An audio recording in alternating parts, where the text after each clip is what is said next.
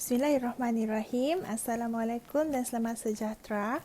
Saya Nur Azrina binti Muhammad Zain Abdullah dan saya akan membentangkan sebuah laporan kajian yang bertajuk penggunaan jadual PKPI untuk meningkatkan kemahiran membina ayat cakap pindah dalam kalangan murid tahun 5. Laporan kajian ini merangkumi 5 bab dalam senarai kandungannya, dan bab yang pertama ialah bab pendahuluan. Pengenalan. Ayat cakap pindah ini sebenarnya tertakluk di bawah modul tata bahasa, iaitu salah satu unit yang terkandung dalam KSSR Bahasa Melayu. Modul ini digubal untuk membantu murid-murid menguasai asas penggunaan nahu dalam kemahiran berbahasa.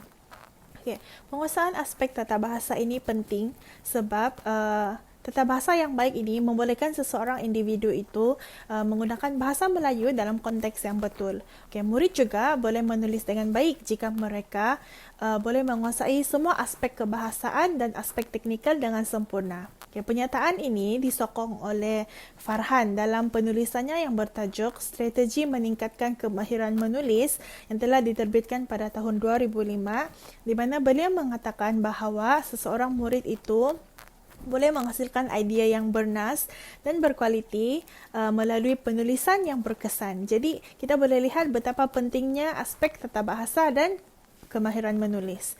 Penyataan masalah. Murid tahun 5, mereka telah didedahkan dengan tajuk ayat cakap pindah dan ayat cakap ajuk. Di bawah standard pembelajaran 5.3.2, dan pengkaji telah mendapati murid-murid ini mereka mempunyai masalah. Mereka keliru tentang cara menukarkan ayat cakap ajuk kepada ayat cakap pindah. Jadi kesilapan murid ini boleh diperhatikan semasa mereka melaksanakan kuis ataupun soalan dan perbincangan sepanjang tempoh PDPC itu. Kesalahan lazim yang dilakukan oleh murid adalah mereka menukarkan ayat cakap ajuk kepada ayat cakap pindah tetapi tidak mengekalkan makna asal ayat tersebut. Jadi ayat yang dipindahkan itu menjadi ayat yang salah. Objektif kajian ini ada 3. Yang pertama, meningkatkan penguasaan murid tahun 5 menggunakan jadual PKPI dalam penukaran ayat cakap ajuk kepada ayat cakap pindah. Selepas itu, mengenal pasti kesan penggunaan PKPI ini terhadap murid tahun 5 dalam kemahiran membina ayat cakap pindah. Seterusnya, mengaplikasikan jadual PKPI dalam menukarkan ayat cakap ajuk kepada ayat cakap pindah dalam kalangan murid tahun 5. Soalan kajian ada 3. Adakah jadual PKPI dapat mengurangkan kesalahan pembinaan ayat cakap pindah dalam kalangan murid tahun 5? Yang kedua, adakah murid tahun 5 dapat meningkatkan kemahiran membina ayat cakap pindah dengan menggunakan jadual PKPI? Soalan yang ketiga, adakah murid tahun 5 dapat mengaplikasikan jadual PKPI untuk membina ayat cakap pindah? Terdapat 2 hipotesis yang ingin dibuktikan dalam kajian ini, iaitu hipotesis nol, iaitu menyatakan bahawa tidak terdapat perbezaan yang signifikan antara kumpulan yang menggunakan PKPI ini dan kumpulan yang tidak menggunakan PKPI ini. Hipotesis yang kedua ialah hipotesis alternatif, di mana menyatakan bahawa terdapat perbezaan yang signifikan antara pencapaian murid tahun 5 yang menggunakan PKPI dan murid yang tidak menggunakan PKPI ini dalam membina ayat cakap pindah. Skop dan batasan kajian. Kajian ini dilaksanakan ke atas murid tahap 2 iaitu murid tahun 5 di salah sebuah sekolah rendah daerah Tuaran. Kepentingan kajian adalah untuk menarik minat murid dalam pembelajaran topik ini, pembinaan ayat cakap pindah. Lepas itu, meningkatkan amalan pedagogi guru untuk memperbaiki situasi pengajaran subjek BM di sekolah dan meningkatkan kefahaman dan penguasaan murid dalam aspek tata bahasa, khususnya dalam topik pembinaan ayat cakap pindah. Definisi operasional, terdapat 2 kata kunci yang penting dalam kajian ini. Yang pertama iaitu ayat cakap ajuk, merujuk kepada percakapan seseorang yang ditulis semula tanpa sebarang pindaan. Contohnya, terima kasih makcik, kata Abu kepada makcik Kia. Atau yang kedua ialah ayat cakap pindah, iaitu percakapan yang dilaporkan semula tanpa mengubah maksud asalnya. Contohnya, Abu mengucapkan terima kasih kepada Makcik Kia. Okay. Jadi, kajian ini secara dasarnya bertujuan untuk mengkaji hasil intervensi teknik PKPI ini dalam mengatasi masalah yang telah dikenal pasti. Kita teruskan kepada bab yang kedua, tinjauan literatur. Pengenalan kepada konteks kajian, kemahiran menulis yang baik dipengaruhi oleh penguasaan aspek tata bahasa yang baik. Jadi aspek tata bahasa ini sebenarnya dia terangkum dalam bidang sintaksis, di mana sintaksis ini ialah sebuah bidang yang mempunyai cakupan yang sangat luas, termasuklah pembinaan ayat cakap pindah.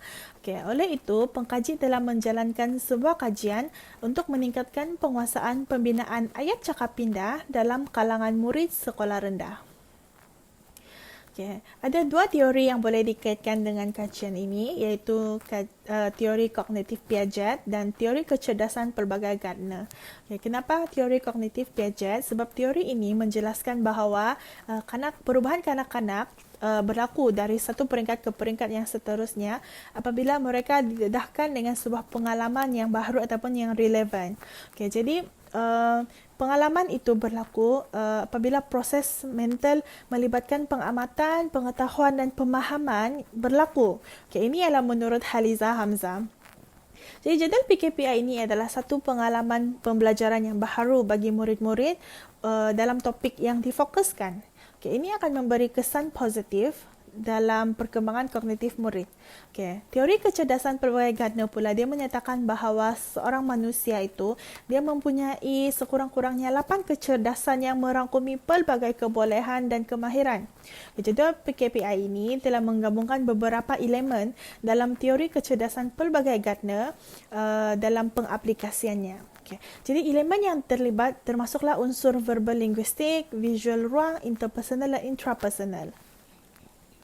Dapatan kajian lalu, pada tahun 2018, seorang pengkaji Nur Atika Muhammad telah menjalankan penyelidikan tindakan mengenai tajuk ayat cakap ajuk dan ayat cakap pindah di salah sebuah sekolah grade A di Selangor. Penyelidikan ini juga menggunakan teknik berjadual. Dilaksanakan ke atas murid tahap 2 sekolah rendah dan berjaya menunjukkan peningkatan prestasi. Namun, intervensi yang digunakan masih berpotensi untuk menimbulkan kekeliruan kerana tiada panduan kata kunci dan grafik untuk membantu pengaplikasian teknik intervensi tersebut. Manakala kajian PKPI ini pula menggunakan kajian kuasi eksperimen, menggunakan teknik berjadual juga dilaksanakan di salah sebuah sekolah daerah Tuaran. Dia melibatkan penggunaan grafik serta dilengkapi dengan panduan kata kunci yang lengkap. Jadi rumusan untuk bab 2, kajian ini melibatkan dua teori seperti yang telah disebutkan, teori kognitif Piaget dan kecerdasan pelbagai Gardner. Iaitu keupayaan kognitif murid ini dia sebenarnya dipengaruhi oleh pengalaman belajar mereka. Dan jadual PKPI ini dia berpotensi untuk merangsang dan memberi peluang untuk murid mempelajari cara pembinaan ayat cakap pindah melalui pengalaman pembelajaran yang baharu. Teruskan kepada bab yang ketiga, metodologi kajian. Kajian ini sepenuhnya bersandar kepada reka bentuk kajian kuasi eksperimen di mana penekanan adalah terhadap bahan dan bukannya pada masalah murid. Dia berbeza dengan kajian tindakan. Dia melibatkan dua kumpulan murid di salah sebuah sekolah rendah di daerah Tuaran dan kumpulan ini dilabel sebagai kumpulan eksperimen dan kumpulan kawalan. Kumpulan eksperimen ialah kumpulan murid yang telah didedahkan dengan teknik jadual PKPI, manakala kumpulan kawalan ialah murid yang tidak didedahkan langsung dengan jadual PKPI ini. Jadi ini ialah secara ringkasnya apa yang berlaku sepanjang kajian ini. Ini ialah kerangka konseptual kajian. Responden dibahagikan kepada dua kumpulan. Kedua-dua kumpulan ini menjawab ujian pra. Kumpulan eksperimen didedahkan dengan teknik PKPI, manakala kumpulan kawalan mereka diajar menggunakan kaedah tradisional iaitu kaedah contoh. guru memberikan contoh. Okay. Selepas itu, pemerhatian berstruktur dan soal selidik dilaksanakan ke atas kumpulan eksperimen. Ujian pasca dilakukan pada akhir kajian ini. Seterusnya, analisis akan dilaksanakan untuk melihat keputusan kajian. Okay. Ini ialah reka bentuk jadual PKPI yang digunakan. Okay. Ini ialah sebuah teknik berjadual. Setiap kotak ini mewakili kata kunci PKPI itu sendiri untuk membantu murid membina ayat cakap pindah. Okay. Contohnya, untuk ayat cakap ajuk tersebut, bagaimanakah keadaan ibu kamu? Tanya Nana kepada Mei Hua. Okay. Jadi, untuk setiap kata kunci itu, pengkaji akan memberi soalan yang relevan. Okay, di sini berlaku proses interpersonal dan murid mereka akan mempersoalkan soalan ini secara intrapersonal merujuk kepada ayat cakap ajuk yang diberikan. Contohnya, pengkaji beri soalan untuk kotak yang pertama, kotak penyampai. Siapa yang bercakap? Siapa yang menuturkan dialog? Mereka akan merujuk ayat cakap ajuk dan mereka akan tahu Nana yang sedang bercakap dalam ayat tersebut. Jadi setiap kotak ini diisi mengikut soalan yang diberikan oleh pengkaji. Okay. Selepas itu, ada 4 lagi perkara tambahan untuk memastikan ayat yang dibina itu tidak tergantung serta gramatis. Okay. Contohnya perubahan perkataan, dalam konteks ini kata ganti nama diganti. Lepas tu kata tanya, kata seru akan diganti fungsi. Tambahan perkataan supaya ayat ini sempurna dan maksud asal mestilah sama dengan maksud dalam ayat cakap ajuk itu. Okay. Prosedur pengumpulan data melibatkan 3 cara, iaitu pemerhatian berstruktur, soal selidik, ujian pra dan pasca. Pemerhatian berstruktur ini adalah bertujuan untuk mengamati tingkah laku peserta kajian dan pengkaji akan mengisi 1 borang senarai semak. Okay, soal selidik ini untuk mendapat maklum balas peserta kajian tentang teknik yang telah digunakan. Okay, jadi indikator untuk pembinaan soalan-soal selidik ini berdasarkan 3 perkara, iaitu minat murid, kefahaman dan keberkesanan teknik. Okay. Dan ujian pra dan pasca untuk menguji kefahaman peserta kajian. Okay. Prosedur analisis data menggunakan 2 kaedah, iaitu kualitatif dan kuantitatif, untuk melihat keberkesanan ini dan juga untuk membuktikan hipotesis kajian lah. Okay. Jadi rumusan untuk bab 3, pengkaji menggunakan prosedur pengumpulan data dan menganalisis semua data yang terlibat untuk melihat perubahan tanggapan dan prestasi peserta kajian terhadap topik yang dipilih. Okay. Kita teruskan dengan dapatan dan perbincangan. Okay. Hasil ujian pra dan pasca kumpulan eksperimen dan kumpulan kawalan akan dibandingkan. Okay, jadi hasil ujian akan ditafsir dalam bentuk min untuk memudahkan perbandingan. Okay, untuk soal selidik dan pemerhatian berstruktur pula adalah untuk melihat tanggapan dan maklum balas peserta kajian. Kenapa hanya dilaksanakan pada kumpulan eksperimen? Kerana kumpulan kawalan langsung tidak didedahkan dengan teknik PKPI. Jadi mereka tiada idea langsung tentang aplikasi PKPI ini. Okay. Jadi profil peserta kajian ini dijalankan di daerah Tuaran di salah sebuah sekolah grade B, melibatkan 24 orang daripada 33 jumlah keseluruhan tahun 5. 12 orang peserta kumpulan eksperimen dilabel sebagai peserta A hingga L. 12 orang peserta kawalan dilabel M hingga X. Okay. Jantina responden adalah hampir seimbang untuk kedua-dua kumpulan ini. Cuma bagi kumpulan eksperimen, jumlah peserta lelaki adalah seramai 7 orang dan 5 orang perempuan. Untuk kumpulan kawalan seimbang 6 dan 6 orang lelaki, 6 orang perempuan. Okay, pencapaian peperiksaan terdahulu, data ini adalah dari guru mata pelajaran tahun 5 itu untuk melihat pengetahuan mereka dan tahap pencapaian dalam subjek ini. Jika dilihat untuk semua grade adalah setara dua grade iaitu grade E dengan B ada perbezaan tetapi tidak terlalu besar. Maksudnya boleh dikatakan kumpulan kawalan dan kumpulan eksperimen mempunyai pengetahuan sedia ada dalam subjek bahasa Melayu yang seimbang. Okay, ini adalah analisis ujian pra dan pasca. Jika kita lihat untuk responden A hingga L, M hingga X ni memang ada perbezaan ujian pra dan ujian pasca. Sebab sukar untuk dilihat dalam bentuk begini, saya telah mengubah dalam bentuk mean menggunakan formula mean sama dengan jumlah skor bahagi dengan bilangan skor. Okay. Garis biru itu mewakili kumpulan eksperimen dan garis kelabu mewakili kumpulan kawalan. Okay. Pada awal ujian, iaitu ujian pra, mean kedua-dua kumpulan ini hampir sama. Perbezaan tidak ketara, iaitu skor 16.67 bagi kumpulan eksperimen dan 15 bagi kumpulan kawalan. Maksudnya mereka mempunyai pengetahuan sedia ada tentang topik ayat cakap pindah yang setara. Okay. Selepas mereka didedahkan dengan cara pembelajaran masing-masing, ada perubahan untuk kedua-dua kumpulan ini. Untuk mengetahui berapa peratus perubahan, saya telah menggunakan formula nilai min ujian pasca tolak dengan nilai min ujian pra dibahagi dengan nilai min ujian pra darab dengan 100%, dan mendapati bahawa min skor kumpulan eksperimen telah meningkat sebanyak 189.9%, iaitu hampir 2 kali ganda berbanding dengan min skor kumpulan kawalan yang ada peningkatan juga tetapi hanya 66.7%. Okay, bagi soal selidik kumpulan eksperimen, ada 5 item di sini. Saya telah wakilkan dalam bentuk graf.